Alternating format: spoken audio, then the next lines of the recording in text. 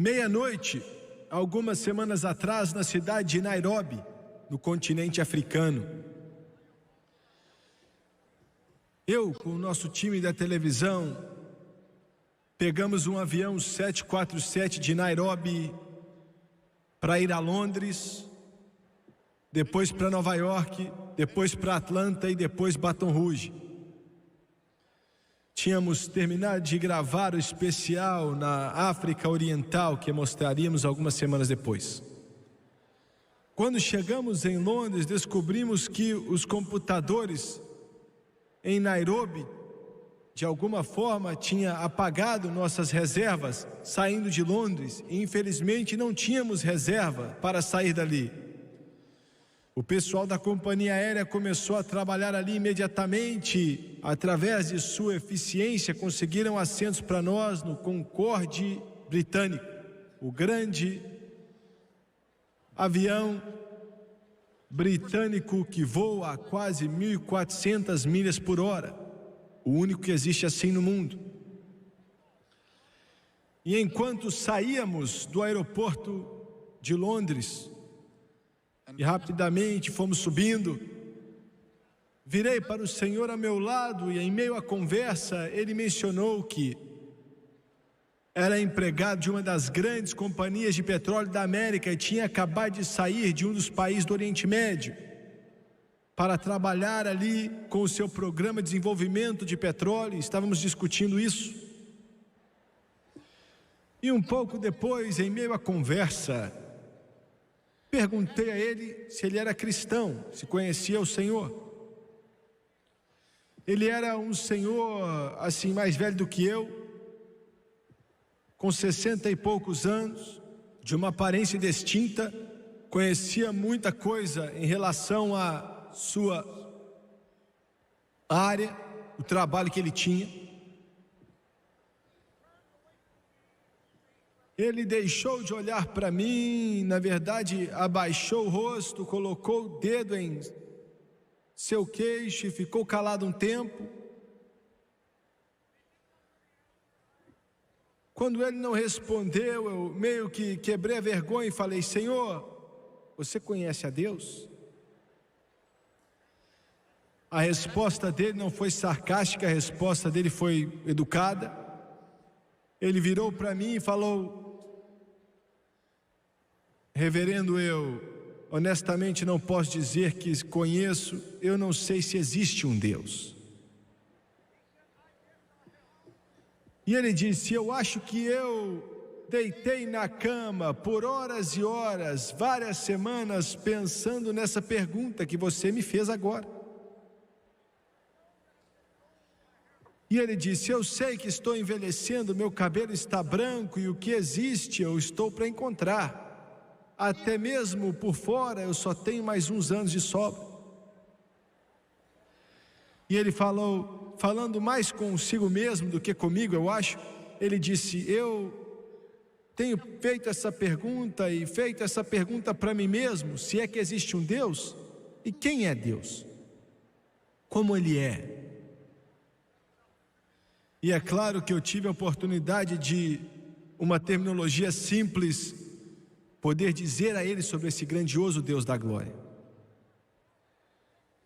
Mas eu tenho que fazer a mesma pergunta nessa noite, é uma pergunta profunda: quem é Deus? Enquanto contemplava, pensava, orava, buscava a Deus a respeito do culto dessa noite, essa pergunta sempre aparecia em minha mente, a pergunta que está em minha passagem: qual será o fim daqueles que não obedecem o Evangelho de Deus? E quem é Deus? Quem sou eu para responder uma pergunta assim? Que homem é capaz de compreender a grandeza e a glória de um Deus poderoso? Acho que a palavra é um termo genérico, né? Relativo, na mente de muita gente. E há muito tempo atrás, um faraó considerava que ele era Deus. Nabucodonosor se considerou ser Deus. O próprio nome Nabal era o nome dado aos grandes reis daqueles impérios. Os Césares se consideravam como deuses, por isso houve o grande conflito entre a igreja, entre Cristo e entre César. Na Índia, eles dizem que possivelmente existem 1 trilhão de deuses. Uma grande parte de sua religião é pensar que alguns dos crocodilos e dos ratos e dos répteis, eles são deuses. E a lista é imensa. Mas no cristianismo, quando pensamos em Deus, todos nós temos uma própria concepção de Deus, e muita gente nessa noite, eles têm tudo que é tipo de ideia de Deus, como esse homem que não sabia quem era Deus. Eu já estive ali na Austrália, no centro da cidade, há pouco tempo atrás.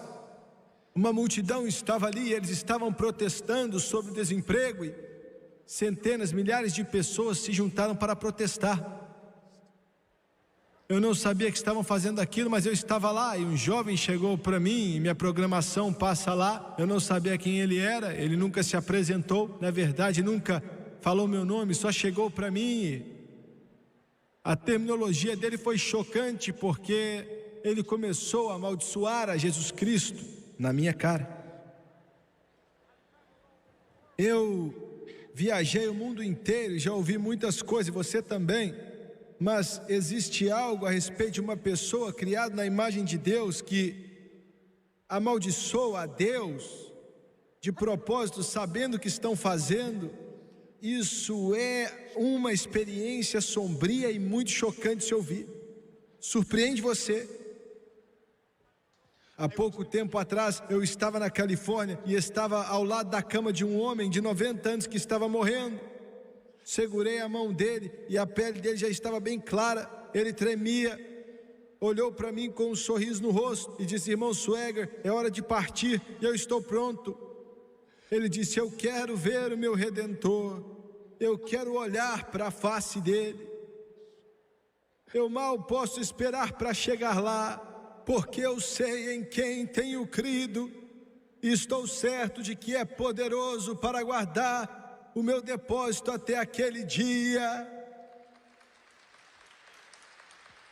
Estive ali, chorei com ele, esse patriarca já de idade do Evangelho. Eu sabia que daqui a alguns dias, ele disse: quando você chegar lá, você só conheceu esse homem uma vez, e eu só encontrei com você uma vez, mas temos o mesmo espírito.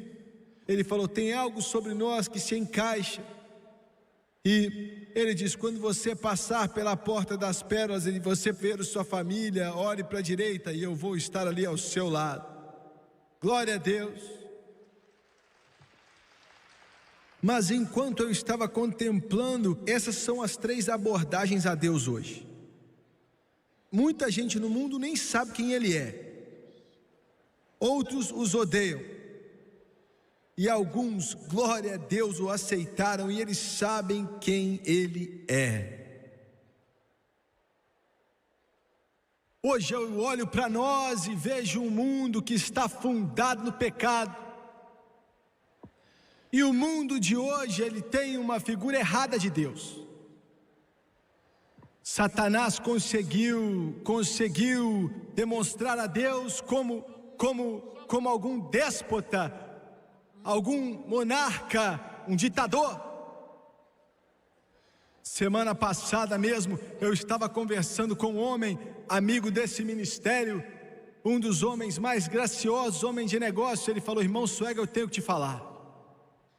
Ele disse: a minha mãe morreu quando eu era um garoto com 5, 6 anos de idade. E ele disse: quando ela morreu, eu ouvi algo que me deixou chateada, e eu caminhei com amargura por 35, 37, 40 anos, até que um dia eu te ouvi pregar. Ela falou: Deus levou minha mãe. E eu pensei: se Deus, sabendo o quanto eu amava a minha mãe, levou a minha mãe, tirou ela de mim, eu não queria nada com Deus desse jeito. Eu não tinha o menor desejo de servir nenhum Deus dessa forma, e assim, com amargura no meu coração, eu me rebelei contra aquele Deus por quase 40 anos. Quantos milhões de pessoas hoje vivem da mesma forma? Quantos pela televisão aconteceu uma tragédia? Você viu um caixão, talvez um bebezinho, um garotinho, uma garotinha que você perdeu. Você viu eles fechando o caixão, e você viu o pregador de pé ali e dizer algumas palavras, e talvez dentro de você nunca mencionou para ninguém, mas você deve ter pensado: por que Deus levou o meu filho? Ele deve ser algum tipo de déspota, de monstro. Quantos de vocês já pensaram assim? Quantos de vocês pela televisão, isso está na sua cabeça, talvez você nunca tenha falado, mas você está chateado. Você não vai para a igreja, nunca abre uma Bíblia. Quando você pensa em Deus, vem um gosto ácido em sua boca, porque você vê Ele como se fosse um juiz vindo, tentando te destruir, tirando algo da sua vida que para você é muito valioso, não é mesmo? Dentro de você vem a pergunta, de uma forma ainda amarga: que tipo de Deus é esse? Quem queria servi-lo? Você pode não odiá-lo, mas você não o entende, não quer nada a ver com ele. Nós lemos nos jornais catástrofes que acontecem no mundo. Um furacão vem e limpa uma cidade da face do mapa, várias pessoas morrem. Vem um terremoto e faz a terra tremer, os prédios desabam, a terra se abre e engole a humanidade, e os jornais e a mídia diz que é um ato de Deus. Não entenda mal, Deus pode usar a natureza, Ele pode usar os elementos, já usou no passado e Ele pode. Mas eu quero dizer algo nessa noite, e eu quero que você me escute pela televisão, e quero que vocês aqui em Kansas City me escutem também. A minha Bíblia diz, e essa é a história do que Deus realmente é. Essa é a foto de Deus que tenho em minhas mãos nessa noite, sua palavra. E essa Bíblia diz que Deus é amor. Deus não é um monstro, Deus não é um déspota, Deus não é um ditador, Deus não é alguém querendo se aproveitar da humanidade. Deus é amor, Deus é misericórdia, Deus é compaixão, Deus é benignidade, Deus é longanimidade, Deus é amor.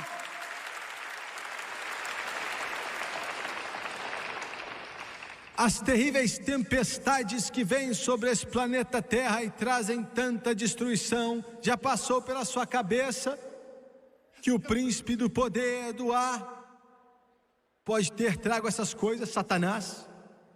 Será que já passou pela sua cabeça o que Jesus disse em João 10:10, que o ladrão só vem para matar, roubar e destruir? Mas eu vim para que eles tenham vida e tenham vida abundante.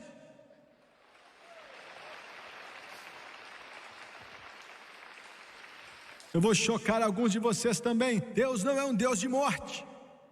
A morte não vem de Deus. A morte vem do inimigo. Ele mata, ele rouba, ele destrói. Satanás faz isso. Jesus disse: eu vim para que tenham vida. Então por que as pessoas morrem, irmão Suega? Eles morrem por causa do pecado, por causa da separação de Deus, por causa da queda, por causa do mal. E um dia Jesus Cristo vai voltar para essa terra, e a minha Bíblia diz que o último inimigo que vai ser derrotado vai ser a morte. Inimigo é a morte é um inimigo. Deus odeia o caixão tanto quanto nós. Deus odeia o túmulo no cemitério tanto quanto nós. Deus odeia a doença, tudo que é morte tanto quanto nós. Às vezes Ele até leva um bebê, porque Ele olha adiante e vê coisas que nós não sabemos, e sabe que uma misericórdia maior vai ser levá-la agora. Às vezes Deus realmente leva alguém que amamos antes de acabar a sua vida, porque Ele vê o futuro e Ele sabe o que vai acontecer, mas toda atitude que Ele toma é uma atitude de amor. Ele é o meu Pai Celestial. Quando Ele esteve ali em Sodoma e Gomorra, e Abraão disse que se tiverem apenas 10 justos nessa cidade de Sodoma e Gomorra, eu vou ter misericórdia. Deus trata com amor e misericórdia. Se não fosse assim, não haveria uma pessoa viva na terra. Mas a profanidade que vem dos lábios de centenas de milhões, e eles ainda vivem, porque Deus é um Deus de misericórdia.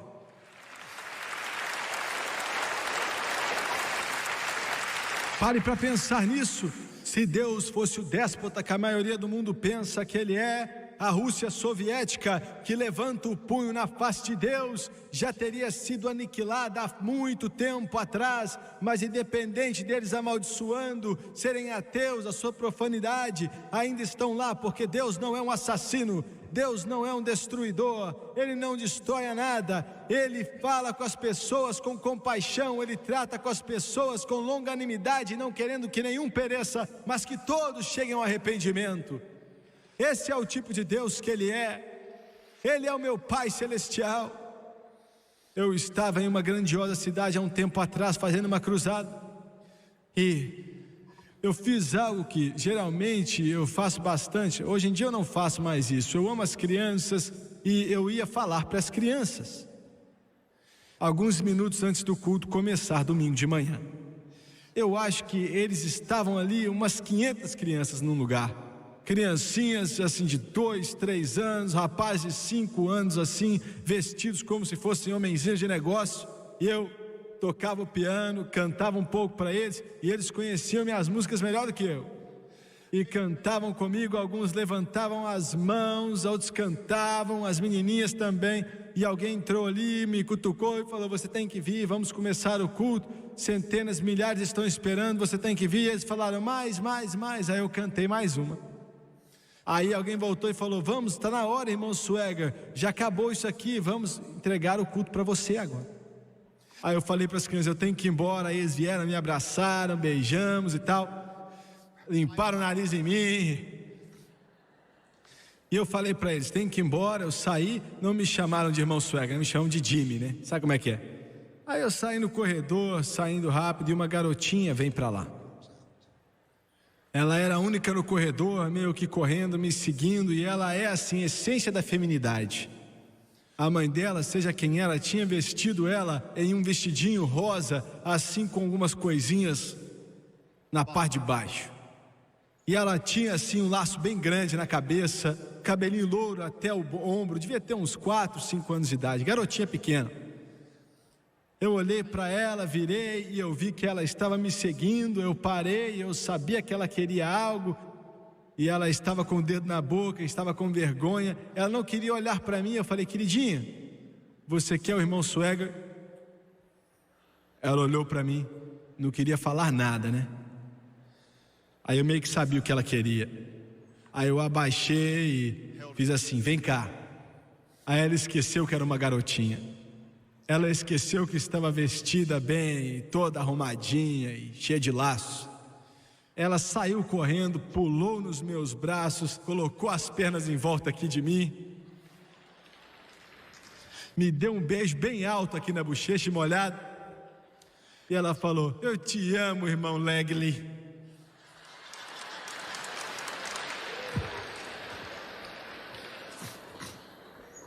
Coloquei ela no chão. Ela continuou indo para a sala. Eu saí dali, não tinha nem caminhado 20 metros e senti a presença de Deus. Foi aquele lindo mover do Espírito Santo, gentil, que eu parei e comecei a chorar. E Ele disse: por que você parou? Quando você estava com pressa, e até agora eles estão te falando: venha, e a porta estava aberta, e eles estavam fazendo assim para mim.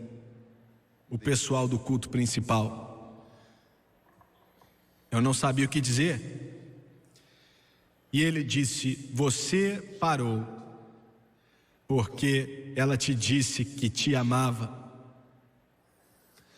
E ele disse: quando os meus filhos vêm para mim e me dizem: eu te amo, pai, eu paro de construir mundos e dar ordem a anjos.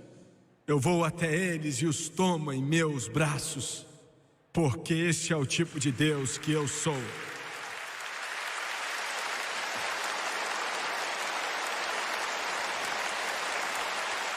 Será que eu comecei a falar? Será que eu comecei a mencionar um pouco 1 milhão de vezes? Não.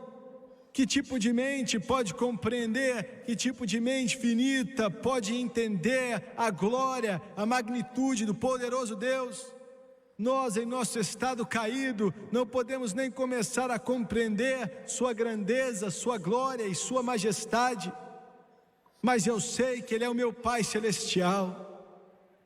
Ele é Deus, Ele não é um assassino, Ele não é um monstro, Ele não é um déspota, destruindo tudo, trazendo caos e catástrofe. Ele é um Pai Celestial de amor, que quer dar vida eterna a você, e Ele quer curar a dor em seu coração, e elevar você acima das trevas e plantar os seus pés em solo firme, e vai ser um amigo que é mais próximo do que um irmão. Ele é a rosa de Saron, o lírio dos vales e a estrela resplandecente da manhã. Qual será o fim daqueles que não obedecem o Evangelho de Deus? O que é esse Evangelho? Eu quero fazer um resumo aqui, bem conciso, de uma forma simples.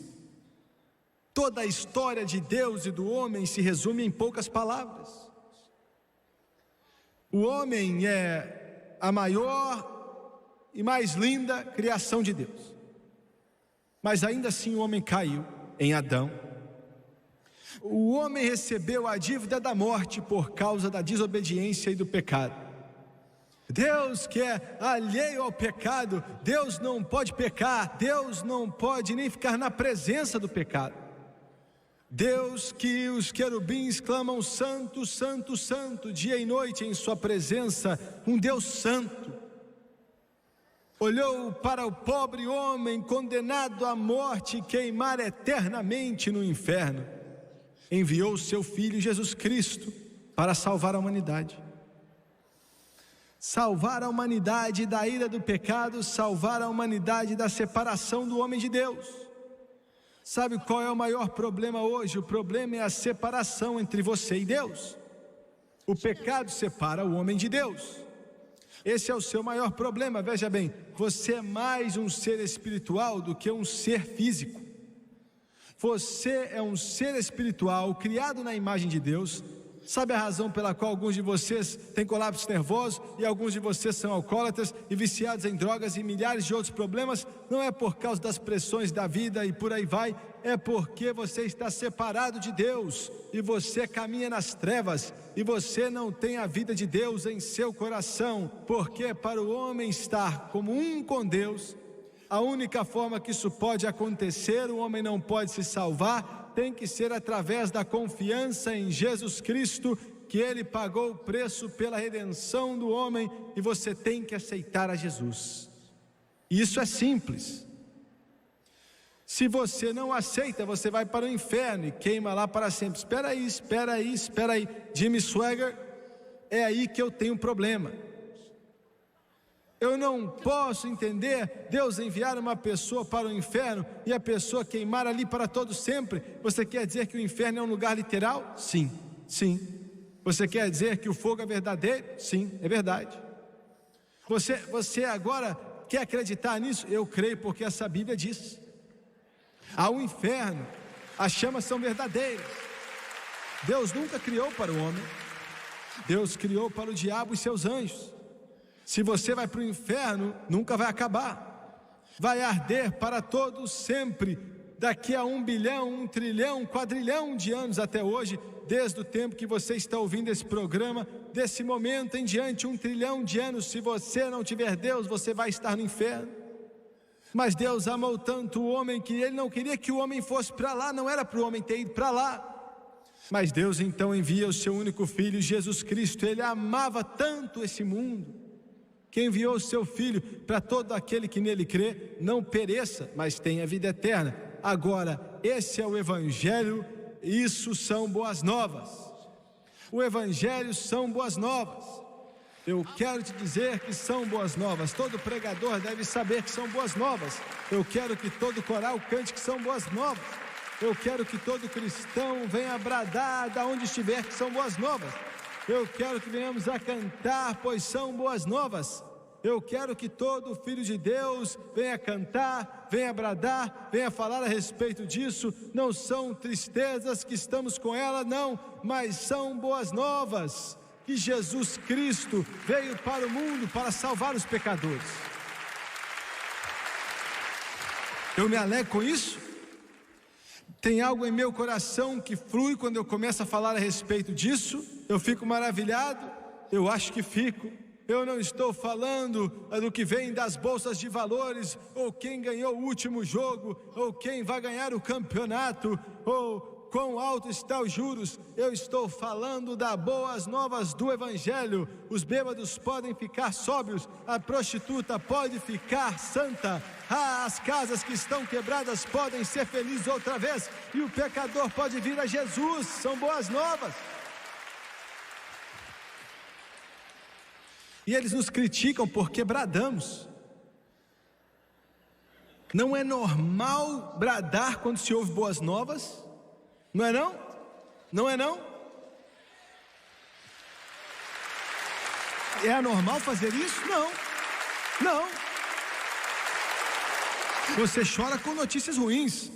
Você tem o semblante de quem está triste quando as notícias são ruins.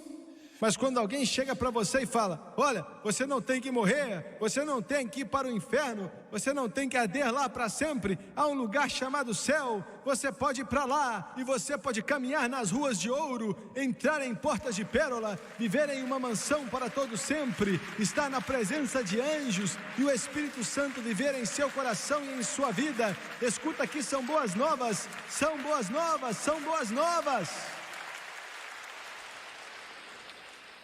Talvez eu esteja ofendendo sua sensibilidade delicada religiosa. Talvez eu seja meio que forte para alguns de vocês que estão escutando pregadores mortos, pregando sermões mortos para congregações mortas. Talvez.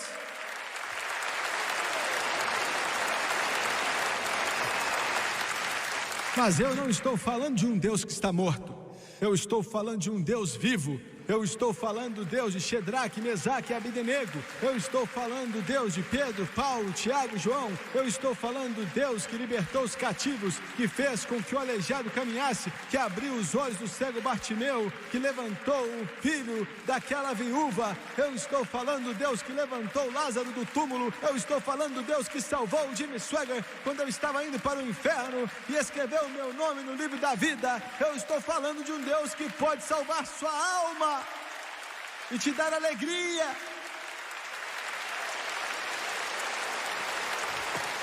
Se eu te ofendo, me desculpa.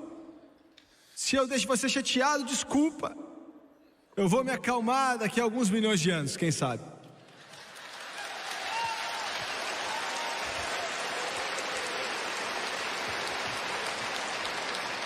Um homem estava nas drogas e ele estava possesso pelo demônio, estava trancado em uma jaula ali em meio à sua sujeira, gritando, querendo drogas, ou uma garrafa de licor. Cada dia uma mulher coloca uma coleira no seu pescoço e ele sai da jaula ajoelhando de quatro e late como um cachorro. O cabelo dele está longo, sua face coberta com barba, e ele está todo sujo, e as roupas deles assim estão muito sujas. Mas em meio àquele cérebro tão escuro, em meio àquele coração que tinha sido destruído por tudo que Satanás já enviou, John Newton ouviu falar de Jesus, clamou: me aceite por favor. E Jesus chegou e buscou aquele homem.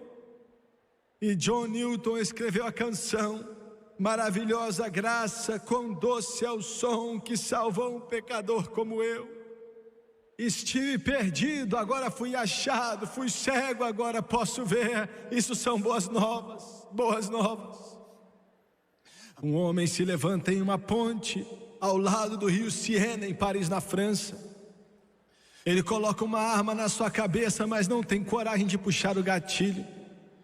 Ele coloca um copo de veneno nos lábios, mas ele começa a tremer, ele não consegue, não tem coragem de engolir aquilo. Ele tenta se lançar naquelas águas abaixo dos seus pés, mas ele estava desesperado e ele não consegue. Graças a Deus, em meio àquela escuridão, William Cowper ouviu falar do Rei dos Reis e Senhor dos Senhores e aceitou a Jesus e escreveu a canção: há uma fonte cheia de sangue que é tirada da veia de Emanuel, e pecadores entram debaixo dessa fonte e perdem suas manchas. Em Chicago, no Illinois, era uma capelinha. O caixãozinho de um bebê está na frente daquele prédio e tem o corpo de uma menina de 3 anos. O pregador tinha acabado de pregar e a tampa do caixão estava aberta.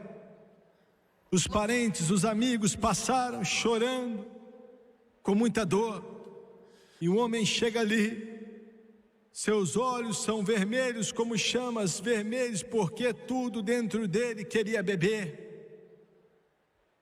E ele treme, seus sapatos estavam amarrados com fio, e ele estava com o sapato sujo nos seus ombros, e as suas calças estavam arrastando no chão. Ele estava sujo, fedorento. Ele chega até o caixão, era a filha dele, sua menininha, sua própria carne e sangue. Sua cabeça estava suja, seu hálito cheirava uísque. Ele se abaixa naquele caixão, daquele defunto de 3 aninhos, e ele chora um pouco, depois rouba os sapatos dos pezinhos dela. Imagine só, vendeu aqueles sapatos por 35 centavos para comprar uma garrafa de cachaça barata. Mas não o critique. Meu Deus, não chute ele. Meu Deus, não venha denegri-lo e falar mal dele, pois foi por ele que Jesus também morreu. E daquele terrível cativeiro das trevas, o Melchior ouviu falar do Rei dos Reis e Senhor dos Senhores, e aceitou a Jesus e se tornou um dos maiores pregadores do Evangelho que Chicago, Illinois já conheceu. Milhares de alcoólatras receberam a Jesus por causa dele. Essas são boas novas. Estou aqui para te dizer que essas boas novas do Evangelho são para você jovem que está usando drogas, para você, Senhor, que está preso no álcool, está preso na lascívia, para você, minha senhora, que sua vida vai de um homem a outro. Essas boas novas são para você. Não importa o que o povo religioso diz, não importa se olham para você e te desconsideram, não importa se parecem ser mais santos que você. Foi Deus que enviou o seu Filho Jesus para sofrer e morrer na cruz do Calvário, para salvar o bêbado, a prostituta e qualquer um que queira, para que você seja salvo. Essas são boas novas. Boas novas. Glória a Deus.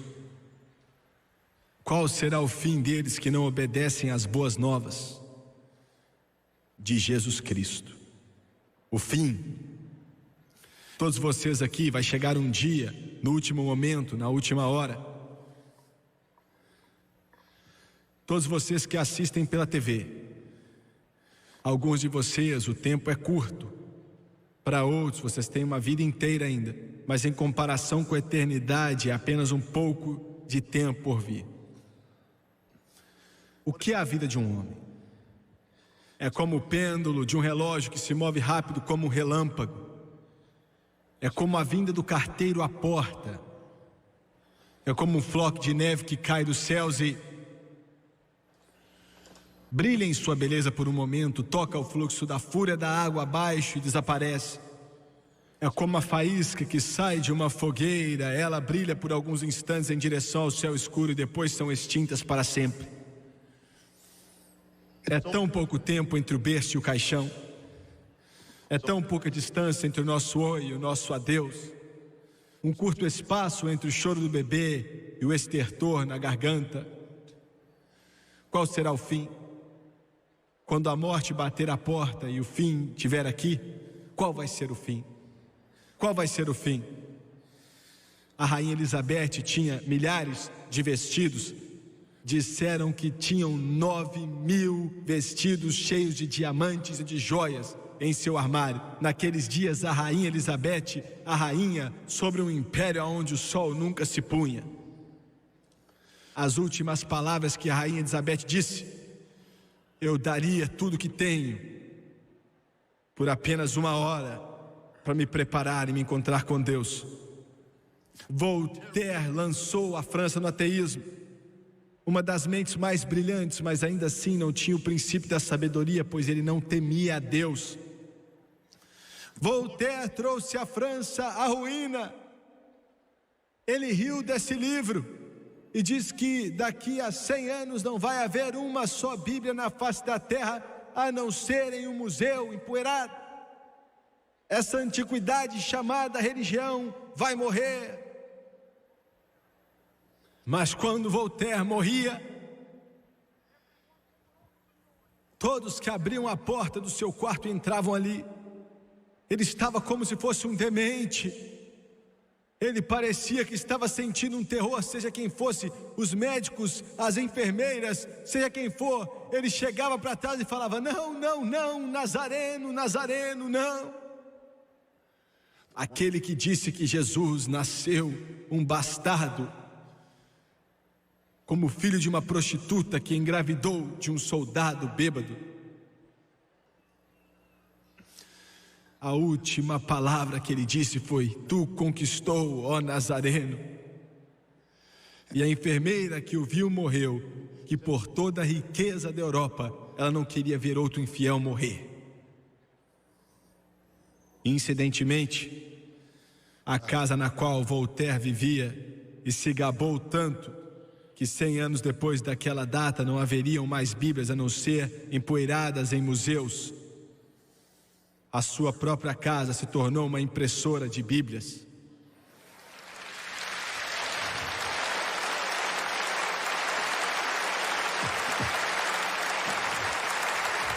O que vai acontecer quando chegar essa hora? Será que uma banda de anjos vai te receber em casa? As últimas palavras que disse para minha mãe nesse mundo, eu disse: mãe, vou estar pronto. As últimas palavras que ela me disse, sem saber que seriam suas últimas palavras, diz: filho, vou estar esperando. Será que vai ter uma banda de anjos para te receber? Ou será que vai haver um arder? Ou vai haver choro e ranger de dentes? Será que quando você tocar a eternidade, as luzes vão estar acesas? Há 40 anos atrás, 46 anos atrás, eu nasci no lar de um homem. Ele era um homem rico, poderoso, forte. Ele era um empreendedor. Tinha estudado só a 3ª série, mas tinha a mente como de um computador preciso.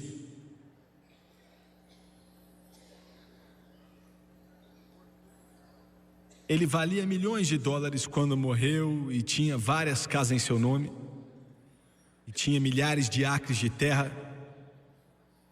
Torres de aço jorrando petróleo apareceram como raízes crescendo na direção oposta daquela terra. Quando eu era um garotinho, eu via ele sentado no culto, cabelo branquinho, desde que eu conhecia. E eu amava. Se não fosse por ele, minha mãe e sua irmã, que era a esposa dele. Minha mãe falava que quando eu era garoto, eu nunca esqueci como foi que a família dela, pobre, o pai dela, o meu avô, trabalhava na lavoura. Nunca teve um lar, nunca teve um carro, lutando para colocar comida na mesa e a maioria das vezes se levantando da mesa faminto. E ele dava à minha mãe 10 centavos. Quando ela ia para a escola e comprava comida com aqueles 10 centavos e me dizia, quando criança, que se não fosse por ele, eu não sei o que teria acontecido conosco. E eu amava.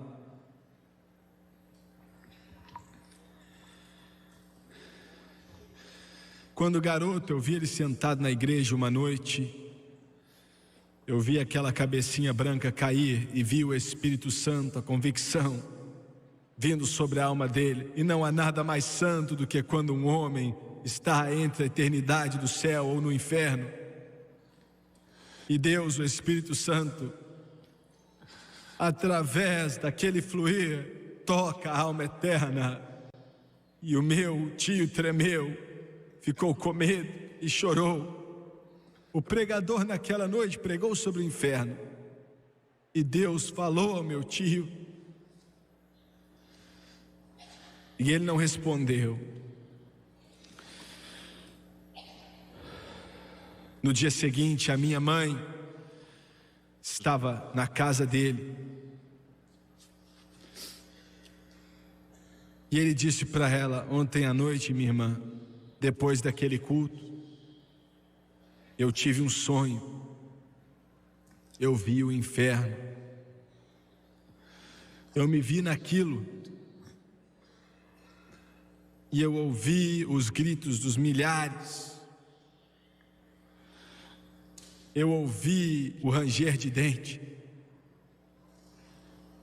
Eu vi. A minha mãe sempre foi uma mulher que uma grande sensibilidade para com Deus. E ele a amava como se ela fosse filha dele. Ela chamou o nome dele e perguntou: por que você não entrega o coração para Jesus? E o meu tio abaixou a cabeça. E a resposta dele para ela foi: não tem como. Eu faço dinheiro demais e não posso dar o dízimo. Seria dinheiro demais. Eu estava em Atlanta, na Geórgia, eu acho que isso faz 12, 14 anos atrás. O telefone tocou, minha irmã ligou e falou: Jimmy. Falou o nome dele, falou: está morrendo. O médico disse que ele não vai sobreviver. Ele tinha 80 e poucos anos na época. Tinha vivido bastante. E os médicos falaram que ele só tinha mais um dia de vida. Eu fiquei muito chateado, mas o homem tem que morrer. Ele tinha 84, eu acho que era isso. E fui para a cama. Na manhã seguinte fui para a igreja preparar para o culto. E um arder veio sobre o meu coração. Era 11 da noite. Eu ainda posso ver a igreja. Eu me vejo ali deitado, com a face no chão. Eu vi o meu tio e comecei a orar pela sua alma. Pensei que ele estivesse morto, mas comecei a orar pela alma dele. Foi como se dentro de mim estivesse partido. Eu falava: Deus, dê a ele mais uma chance, por favor, por favor. Imediatamente eu liguei, minha irmã falou: ele não morreu ainda, ele está vivo, conseguiu viver. O estado está ruim, mas ele ainda está vivo. Várias semanas depois, acabamos a cruzada lá em Atlanta. Eu fui para casa, voltei para onde nós morávamos. Fui visitar uma das minhas tias. E ela me disse o seguinte. Ela disse: eu estava lá naquela manhã. Foi na hora exata que eu estava orando. E ela disse: ele começou a levantar as pernas na cama. Começou a chorar. Sua esposa estava lá, que é minha tia. Alguns dos meus tios, a maioria da família estava lá. Ele era um homem poderoso. Vários médicos estavam ali também. Ele começou a chorar: alguém me ajude, por favor, alguém me ajude. Minha tia, conhecendo a Jesus, correu ao lado da cama dele e disse: o que foi? Ele disse: estou queimando. Ele disse: meus pés estão queimando, minhas pernas estão queimando, por favor, levante elas, estão queimando. E está subindo. Eu sei que é meio dramático, e eu sei que Mas eu não estou te contando algo que li em um livro, estou contando algo que aconteceu. Ligaram para os médicos, as enfermeiras, e elas chegaram e não sabiam o que fazer. E a minha tia se ajoelhou, começou a clamar a Deus. A mãe do Jerry Lee Lewis começou a clamar: meu Deus, tem misericórdia, dê a ele mais uma oportunidade, tem misericórdia dele. E de repente saiu. De repente, paz entrou no quarto. Foi na mesma hora que eu também estava orando. Eu passei na casa dele para visitá-lo, ele já tinha saído do hospital. Eu entrei ali e ele estava em uma cadeira de rodas. Fiquei do lado daquela cadeira de rodas e como eu amava aquele homem. Segurei as mãos dele, ele, como eu disse, acho que tinha 84 anos. E eu disse: você me conhece? Ele levantou aquela cabecinha branca e disse: sim, te conheço, você é o pregador. Eu te conheço, sim. Conversei alguns instantes por ele, dava para ver que ele estava fraco e disse: olha, estou indo embora e quero orar por você antes de ir embora. Eu sabia em meu espírito que era a hora. Segurei as mãos dele na minha e falei o nome dele, disse: me falaram que chegou bem perto outro dia, não foi? Ele abaixou a cabeça falando que sim. E eu falei: me falaram que você aceitou a Jesus como seu Salvador.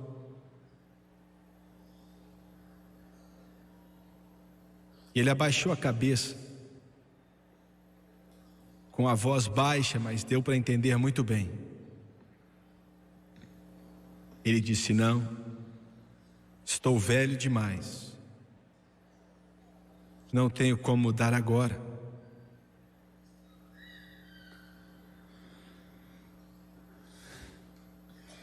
Eu abri minha boca e o Espírito Santo disse: não diga mais nada. Alguns podem não acreditar, mas estou te dizendo a verdade.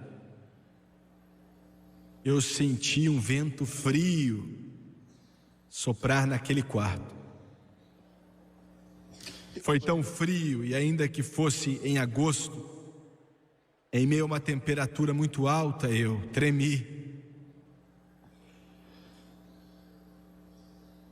E sabia que era Deus dizendo: já era, acabou. Saí dali e nunca mais o vi. Me ligaram alguns meses depois e disseram: ele se foi. Ajudei a carregar o caixão dele e o enterraram ao lado da minha mãe. Era ali que ele queria ser enterrado.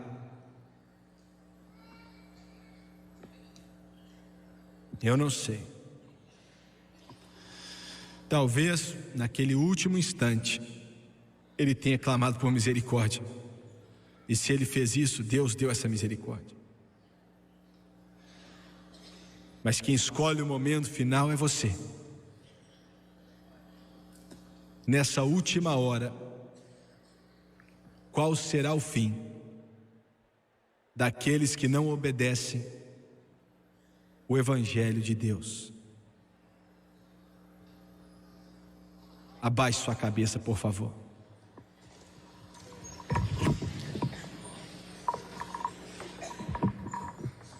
Eu sinto no meu espírito de fazer algo que nunca fiz antes nessa noite. Nunca fiz isso antes. Eu não vou pedir para você levantar sua mão. Geralmente faço isso para quem não é salvo. Geralmente eu peço àqueles que não conhecem a Deus: você está na direção errada. Você não está vivendo bem. Você está separado de Deus por causa da desobediência e do pecado. e qual será o fim. Geralmente eu peço você para levantar suas mãos, mas nessa noite não vou fazer isso. Quero pedir você para se levantar de onde você está. Se você está na galeria ou está aqui embaixo, e vou pedir você para descer até aqui, pelos corredores, até aqui embaixo. Por um instante sóbrio, quero que você veja a eternidade, o inferno, o céu, Deus, o julgamento. Quero que você veja. E quero que você se faça essa pergunta: qual será o fim? Como vai ser para mim, se eu continuar como estou agora? Se eu continuar seguindo nesse caminho que estou? Se eu continuar nesse caminho, qual será o fim?